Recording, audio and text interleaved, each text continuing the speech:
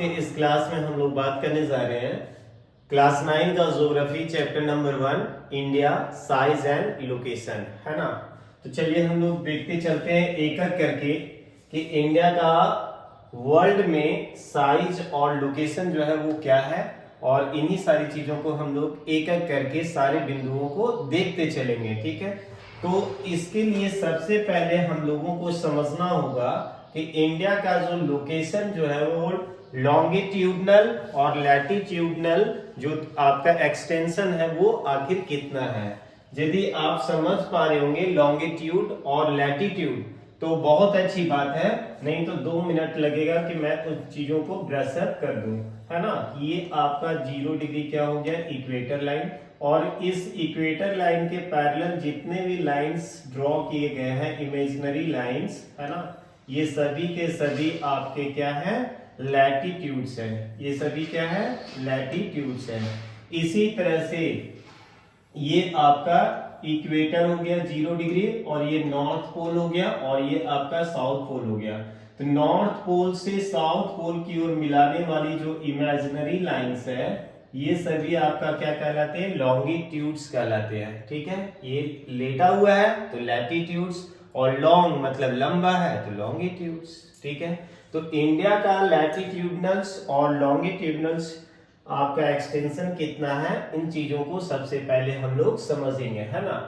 क्या कह रहा है कि India is lying entirely in the northern hemisphere. चलिए बात करते हैं कि इंडिया जो है हमारा कंप्लीटली जो है वो नॉर्दर्न हेमिस्फीयर में है। एक बार और फिर से आप लोग समझने की कोशिश करिए। ये आपका क्या है, 0 डिग्री, ठीक है। तो 0 डिग्री इक्वेटर लाइन के ऊपर का जो पार्ट होता है वो क्या कहलाता है, नॉर्दर्न हेमिस्फीयर, और नीचे का जो पार्ट होता है वो क्या कहलाता है, साउदर्न हेमिस्फीयर, ठीक है।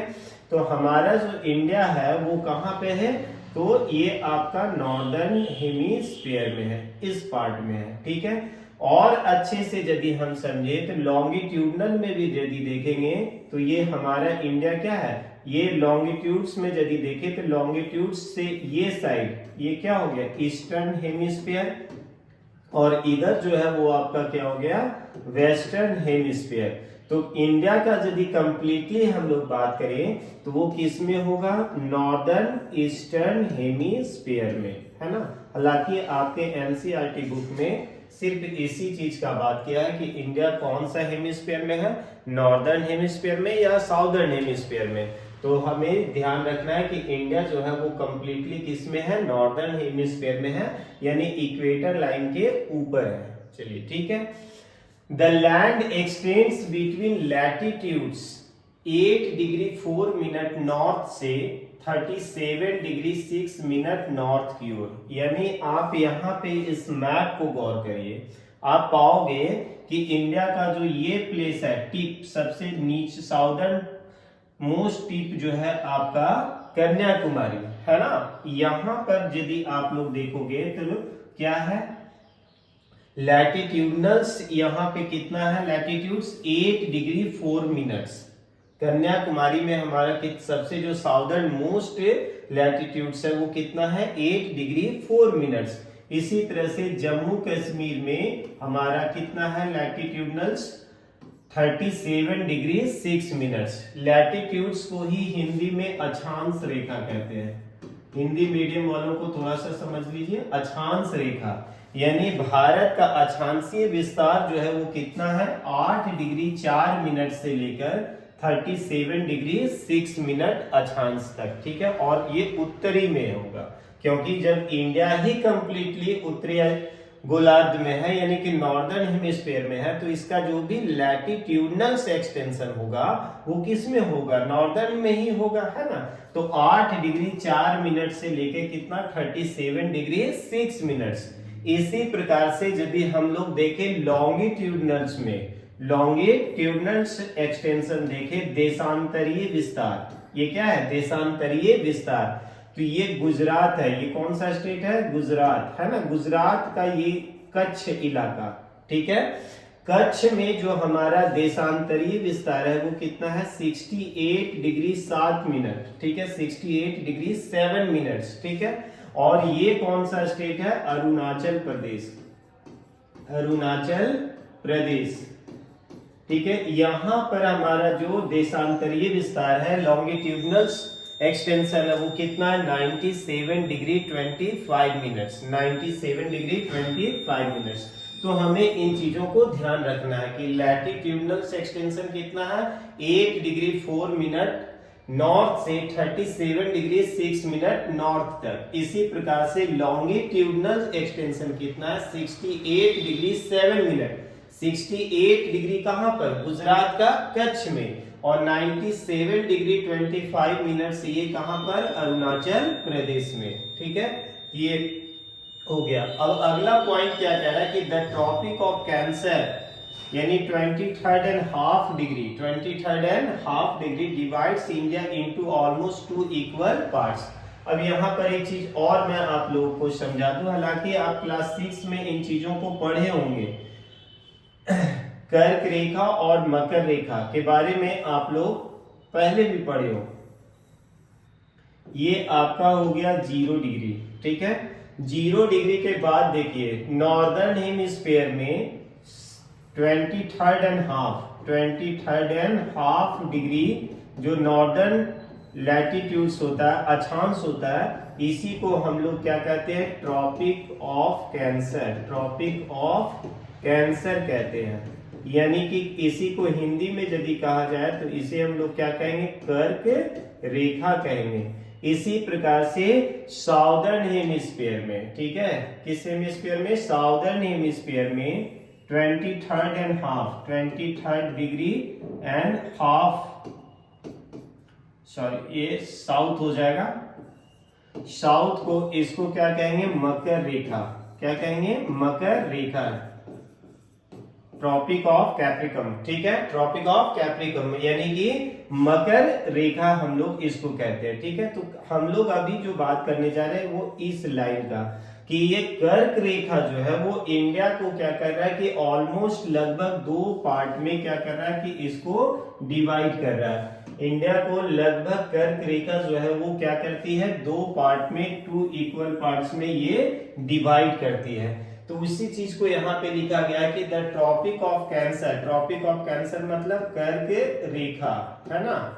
ठीक है, ये कौन सा गोलार्ध में होगा, कौन सा हेमिस्फीयर में होगा, तो नॉर्दर्न हेमिस्फीयर में। वो इंडिया को डिवाइड करता है ऑलमोस्ट कितने इक्वल पार्ट्स में, तो 2 इक्वल पार्ट्स में इंडिया को डिवाइड करता है।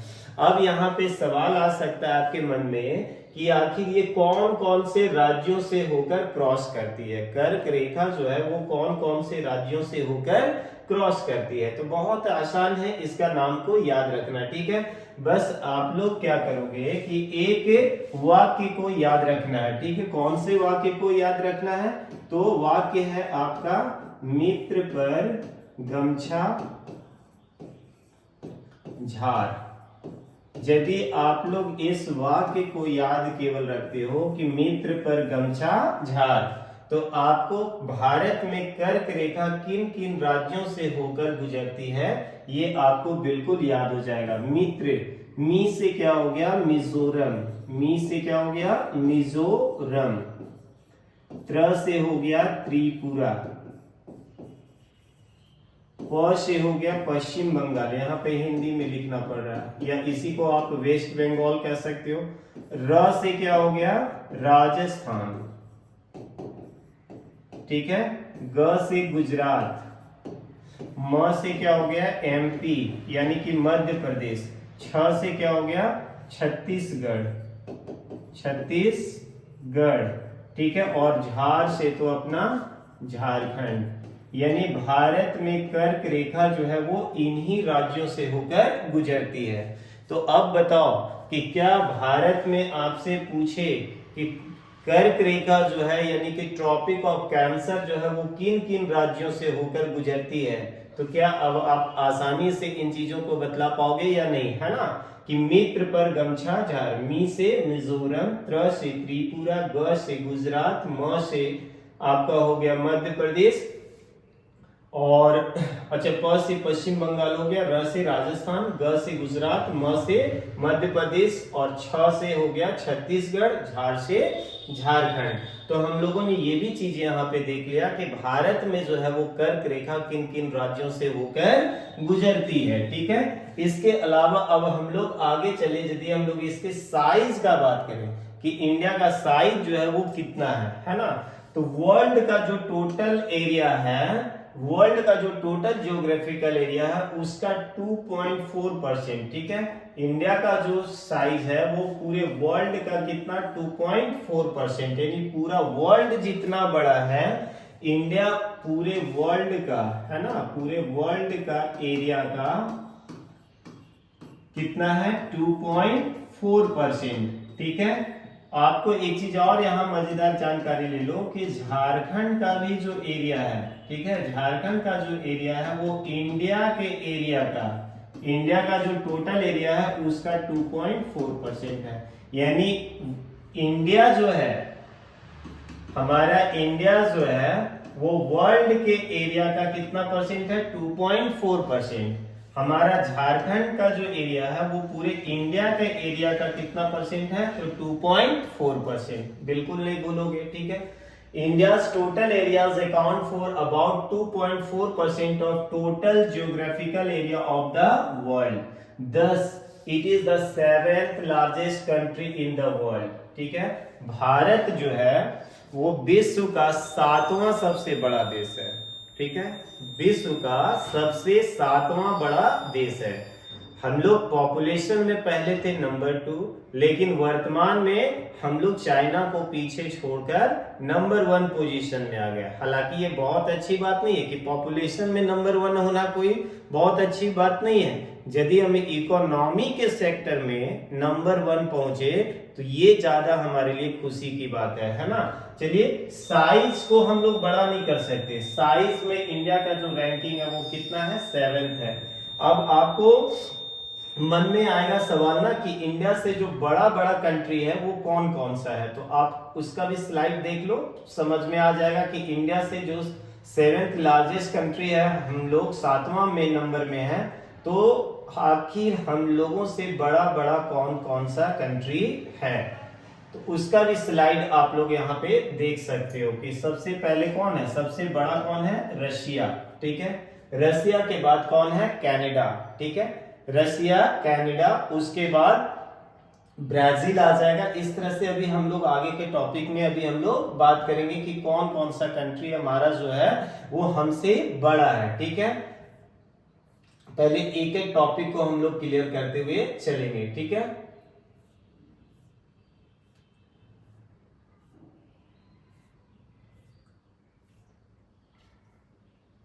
हाँ, India has land boundary of about 15,200 kilometre. मतलब भारत का जो लैंड बाउंड्री है, आप इंडिया का जो मैप देख रहे हो कि उसमें भारत का जो स्थलीय जो सीमा जो लगती है वो कितना है 15,200 किलोमीटर। आपको ये डेटा को याद रखना होगा, ये डेटा है, डेटा को याद रखना है कि लैंड बाउंड्री की यदि हम बात करें, लैंड बाउंड्री यानी स्थल सीमा, स्थल सीमा की यदि हम बात करें कि भारत का स्थल सीमा जो दूसरे देशों से सटती है वो कितना है 15,200 किलोमीटर। ठीक है, इसी प्रकार से the total length of coastline of mainland is 7,516.6 kilometre. यानी आप जान रहे हो कि हमारा जो कोस्ट लाइन है वो कहां से स्टार्ट होता है, गुजरात से। ठीक है, तो गुजरात से बे ऑफ बंगाल तक, साथ ही साथ यहाँ पे अंडमान एंड निकोबार है और यहाँ पर आपका क्या है लक्षद्वीप है। तो इन सभी चीजों का आपका टोटल कोस्ट लाइन की जगह यदि हम बात करें तो ये लेंथ कितना हो जाएगा 7,516.6 किलोमीटर। तो दो चीज है। ठीक है, स्थल सीमा जो है वो कितना है 15,200 किलोमीटर और समुद्री सीमा की यदि हम लोग बात करें, समुद्री सीमा, ठीक है, तो वो कितना है 7,516.6 किलोमीटर। ठीक है, ये दोनों डाटा है, डाटा को आपको याद ही रखना होगा। ठीक है, आगे आपका बतला रहा है कि India is bounded by the mountains in the north west, north and north east. कि इंडिया का यदि आप लोग मैप देखोगे,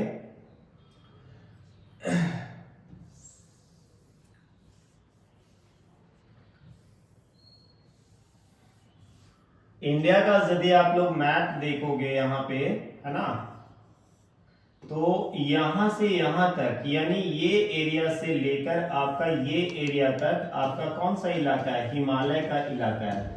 ठीक है, तो ये हिमालय का एक्सटेंशन यदि देखें हम लोग तो कहां पे है? नॉर्थ वेस्ट में है।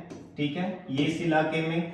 उसके बाद नॉर्थ में, यानी कि ये इलाका हो गया, और कौन सा इलाका हो गया? नॉर्थ ईस्ट, ये अरुणाचल प्रदेश का इलाका। ठीक है, तो भारत का जो नॉर्थ वेस्ट का इलाका है, नॉर्थ का इलाका है, नॉर्थ ईस्ट का जो इलाका है, वो पूरी तरह से बाउंडेड है। बाउंडेड है मतलब घिरा हुआ है। किस चीज से घिरा हुआ है? माउंटेन से। कौन सा माउंटेन से घिरा हुआ है? तो हिमालय से घिरा हुआ है। ठीक है, हिमालय और उसके विभिन्न श्रेणियों से घिरा हुआ है। ठीक है, south of 22 degree north latitudes it begins to taper and extend towards the Indian Ocean, dividing it into the sea, the Arabian Sea on the west and the Bay of Bengal on its east। यदि आप लोग India का map को देखिए पहले अच्छे से, तो मैप को जब आप देखोगे तो आपको यहाँ पे एक चीज देखने को मिलेगा कि ये इलाका के बाद, इस एरिया के बाद आप लोग देखोगे कि इंडिया का जो मैप है ना, वो वी शेप में होते जा रहा है, इस तरह से होते जा रहा है। वही चीज को वहां पे लिखा है। ठीक है, कि 22 डिग्री लैटिट्यूड्स के बाद ये जो है वो इलाका जो है वो इस शेप में आने लग रहा है, यानी कि वी शेप में टेपर्ड होने लग रहा है। ठीक है, और इसके वेस्ट में कौन सा सी है? तो आपका अरेबियन सी है। ठीक है, और ईस्ट साइड में यदि हम लोग बात करें तो वो क्या है? बीबी, घर वाली बीबी नहीं, bay of Bengal, bay of Bengal है। ठीक है, और नीचे क्या है? आप सबों को पता है कि नीचे हमारा इंडियन ओशियन है। ठीक है, भारत का नीचे में क्या है? इंडियन ओशियन है, यानी कि हिंद महासागर है। तो 22 डिग्री के बाद हमारा जो मेन लैंड है वो क्या होने लगा है? टेपर होने लगा है, यानी कि किस शेप में आने लगा है? वो वाइडर ना होके वो नैरो होने लगा है। ठीक है, संकुचित होने लगा है। उसी चीज को यहाँ पे आपको इस पॉइंट में बतलाया गया है। ठीक है, अगला क्या है कि the time along the standard meridian of India 82 degree and half passing through Mirzapur in Uttar Pradesh is taken as the standard time of for India। India का IST की बात करें, इंडियन स्टैंडर्ड टाइम के यदि हम लोग बात करें तो ये जो लाइन आपको दिख रहा है ना, यही है आपका क्या? IST। ठीक है, भारत का जो स्टैंडर्ड टाइम लिया गया वो कहां से? ये वाला है। कितना डिग्री है? 82 डिग्री एंड हाफ का हम लोग बात करें, 82 डिग्री एंड हाफ। ठीक है, और ये किस में आएगा? तो ये कहां पर है? ये गुजरती है आपका यूपी में, उत्तर प्रदेश में एक जगह है जिसका नाम है मिर्जापुर, वही वेब सीरीज वाला। ठीक है, मिर्जापुर में भी ये जगह कौन सा है? नैनी। ठीक है, नैनी से ये जो हमारा जो लाइन क्रॉस किया है देशांतर रेखा, इसी से पूरे इंडिया का टाइम का कैलकुलेशन किया जाता है। क्यों किया जाता है? इसी चैप्टर में आगे हम लोग बात करेंगे। ठीक है, अभी आपको केवल चीजों को याद रखना है कि भारत का जो स्टैंडर्ड टाइम जो मैच किया गया है वो कितना डिग्री से मैच किया गया है? 82 डिग्री एंड हाफ से मैच किया गया। कहां से क्रॉस करती है? तो यूपी के मिर्जापुर से, यूपी के मिर्जापुर, और मिर्जापुर में भी वो प्लेस कौन सा है? तो नैनी है। ठीक है, याद रखिएगा।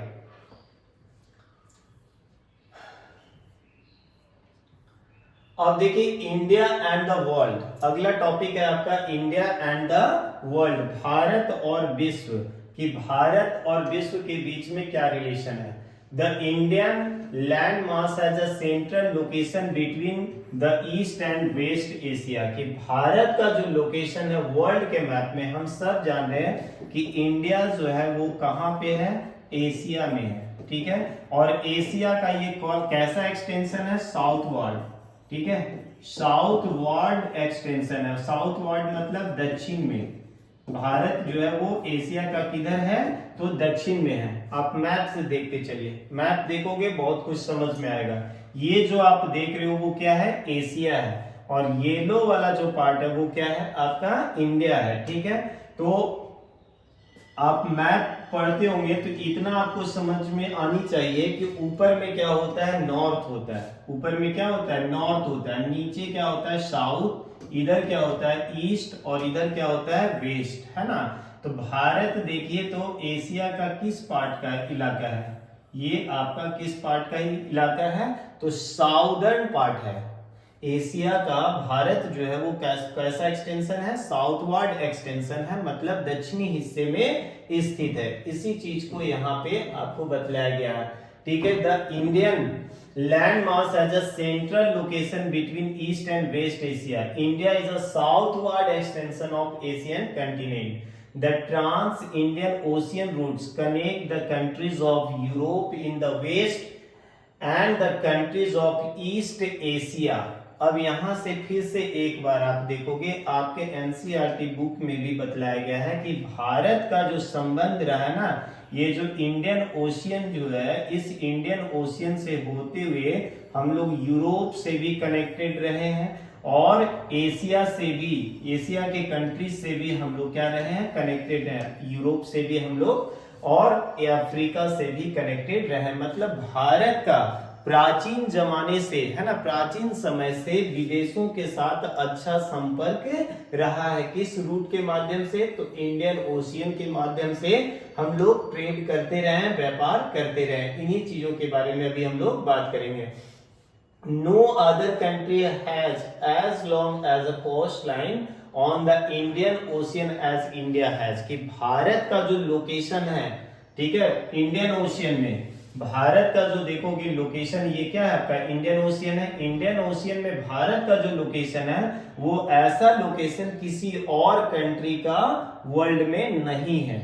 इसी वजह से इस ओशियन का नाम जो है ना वो क्या रखा गया है, इंडियन ओशियन। यानी हिंद महासागर में भारत की जो स्थिति है वो कैसी स्थिति है, बहुत ही महत्वपूर्ण स्थिति है, सेंट्रल लोकेशन है। इसी वजह से इस ओशियन का नाम जो है ना वो भारत के नाम पे रखा गया है, हिंद महासागर। हिंदुस्तान से हिंद महासागर, यानी कि इंडिया से इंडियन ओशियन रखा गया है। ठीक है, India's contacts with the world have continued through the ages। Bharat का विश्व के साथ जो है संपर्क सदियों पुराना रहा है। ठीक है, अभी हमने सी रूट को मैं दिखा रहा था कि भारत जो है वो इंडियन ओशियन के माध्यम से आपका यूरोप में भी कनेक्टेड रहा है। ठीक है, भारत अफ्रीका में भी कनेक्टेड रहा है, भारत जो है वो ईस्ट एशिया से भी कनेक्टेड रहा है। यानी इन सभी रूट के माध्यम से हम लोग सदियों से व्यापार करते आए हैं। ठीक है, इसी चीज को यहाँ पे बता रहा। On the other hand the influence of Greek sculptures and the architecture styles of domes and minarets from West Asia can be seen in the different parts of India।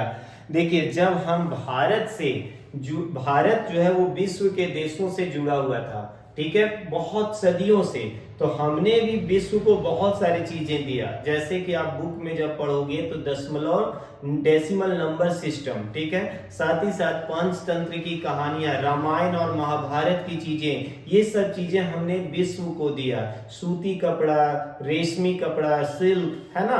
तो साथ ही साथ हमने विश्व से भी तो कोई भी चीजें लेंगे। सपोज दैट हम यहाँ से मुंबई गए व्यापार करने के लिए, तो झारखंड का बेहतरीन चीजों को लेकर हमने मुंबई सेल करने के लिए गया, तो मुंबई के लोग जो है वो झारखंड के इन बेहतरीन चीजों से तो वाकिफ होंगे। साथ ही साथ क्या होगा कि जो मुंबई का लोग हैं, वहां का जो बेहतरीन चीज होगा उसको भी तो हम अडॉप्ट करके आएंगे, हम भी तो वहां के चीजों से वाकिफ होंगे। इसी चीज को यहाँ पे बताया गया कि हम लोगों ने भी विश्व से सीखा क्या, Greek sculptures, architectural styles of domes. मंदिरों में, मस्जिदों में आप लोग देखते होंगे कि गुंबद बना हुआ रहता है, गोल कटोरे जैसा, है ना। माइनरेट्स का मतलब क्या हो गया, मीनार। मीनार मतलब जैसे ताजमहल में आप लोग देखते होंगे कि ताजमहल के चारों कॉर्नर पे एक टावर खड़ा हुआ है, एक एक टावर खड़ा है। उसी चीज को क्या कहते हैं, माइनरेट्स कहते हैं, मीनार कहते हैं। तो ये सारी चीजें जो है हम लोगों ने विश्व से सीखा, ठीक है। अब क्या है, इंडियाज नेबर्स। अब हम लोग बात करने जा रहे हैं कि भारत के कौन कौन से पड़ोसी देश हैं। तो यहीं से आप लोग देख सकते हो कि भारत का पड़ोसी देश कौन कौन से हैं। तो नंबर 1 कौन सा हो गया, देख लो, सबसे आगे इसके ब्लैंक स्पेस आप लोग भर लो। भारत का सबसे ब्लैंक स्पेस देश पाकिस्तान। नंबर 2 कौन बताया गया है, अफगानिस्तान। लेकिन यहाँ पे देखोगे कि अफगानिस्तान की सीमा पूर्ण रूप से भारत से नहीं मिलती है। कहोगे सर टच तो हो रहा है, टच तो जरूर हो रहा है, लेकिन ये इलाका जो है ना वो क्या है, पीओके मतलब पाक ऑक्यूपाइड कश्मीर। एक कश्मीर का एक हिस्सा हमारे पास है और एक हिस्सा जो है वो पाकिस्तान के पास है। पाकिस्तान ने इसको कैप्चर करके रखा है। तो ये जो इलाका अफगानिस्तान से जो भारत की सीमा से चल रही है वो कौन सा ही इलाका है, तो पीओके का इलाका है, जो वर्तमान में किसके पास है, पाकिस्तान के पास है। अमित शाह, प्रधानमंत्री मोदी जी, ये सब अभी कोशिश में लगे हुए हैं कि ये पीओके को किसी भी हाल में भारत में फिर से मिला लिया जाए, ठीक है। जब मिल जाएगा तो हम पूरी तरह से कहेंगे कि पीओके हमारा अफगानिस्तान भी पूर्ण रूप से पड़ोसी देश है, ठीक है। तो चलिए बात कर रहे थे क्या, नंबर 1 कौन हो गया, पाकिस्तान। फिर भी बुक में अफगानिस्तान है तो उसको देखेंगे हम लोग। नंबर 3 में कौन हो गया, चाइना। 4 में क्या हो गया, नेपाल। फिर यहाँ क्या हो गया, भूटान। फिर ये क्या हो गया, बांग्लादेश। फिर ये आपका म्यांमार। और फिर इधर यदि आप लोग देखोगे तो 2 आइलैंड कंट्रीज है, कौन, श्रीलंका, और नीचे छोटा सा एक देश है, कौन, मालदीव्स। ये हमारे पड़ोसी देश है, नेबरिंग कंट्रीज है, ठीक है। इसको भी याद रखने के लिए आपको ट्रिक है, बचपन में एमबीए किया, बचपन में एमबीए किया। ये मैं पूरा नहीं बताऊंगा, खुद आपको सोचना है कि कौन कौन सा कंट्री होगा। थोड़ा सा मैं बता दूं, ब से क्या हो गया आपका, बांग्लादेश। ब से क्या हो गया, बांग्लादेश, ठीक है। च से क्या हो गया, चाइना। प से बताने की जरूरत नहीं है, पाकिस्तान। न से क्या हो गया, नेपाल, ठीक है। इसके आगे खुद से करोगे, में से कुछ नहीं होगा, ठीक है। आगे आप लोग खुद से दिमाग लगाओ, और ये किया जो है वो किया से भी कुछ नहीं होगा। अब आगे खुद से बाकी कंट्रीज का नाम जो है वो लोग आप लोग रिलेट करो। इंडिया हैज 29 स्टेट्स, ये आपका पुराना स्लाइड है, और ये आपके बुक में भी, पुराने बुक में यही दिया हुआ है, क्योंकि बाद में आपका जम्मू कश्मीर जो पूर्ण राज्य था इसको 2 पार्ट में डिवाइड कर दिया गया, एक लद्दाख हो गया और एक JNK, यूनियन टेरिटोरीज बन गया, ठीक है। India share its boundaries with Pakistan, Afghanistan in the north west, China, Nepal, Bhutan in the north, Myanmar, Bangladesh in the east, ठीक है। The southern neighbors across the sea consist of the 2 island countries, Sri Lanka and Maldives। अभी जो मैं बताया ना कि south में India का 2 आपका आइलैंड कंट्रीज है, एक कौन है, श्रीलंका, वही रावण, और दूसरा कौन है, मालदीव्स, ठीक है। India has had a strong geographical and historical links with her neighbours. हम लोग अपने पड़ोसियों से अच्छे रिलेशनशिप की बात करते आए हैं शुरू से। भले ही हमारे कुछ पड़ोसी शरीफ हैं जो बार बार हम लोग को पिंच करते रहते हैं, लेकिन फिर भी हम लोग उसको बर्दाश्त करते रहते हैं, झेलते रहते हैं, है ना। वाजपेयी साहब भी हमारे कहा करते थे, हमारे पूर्व प्रधानमंत्री अटल बिहारी वाजपेयी साहब, कि हम लोग किसी भी परिस्थिति में अपने पड़ोसियों को नहीं बदल सकते, इसलिए किसी भी तरह से हमें अपने पड़ोसियों के साथ रिश्ते को अच्छे रखना चाहिए, है ना। इसी सिद्धांत के आधार पे हम लोग आज भी जी रहे हैं और आगे बढ़ रहे हैं। उम्मीद करता हूं कि आज का क्लास आप सबों को समझ में आया होगा। मिलते हैं अगले क्लास में, जब दूसरे क्लास में आपका ये चैप्टर जो है वो पूरी तरह से समाप्त हो जाएगा। बहुत बहुत धन्यवाद।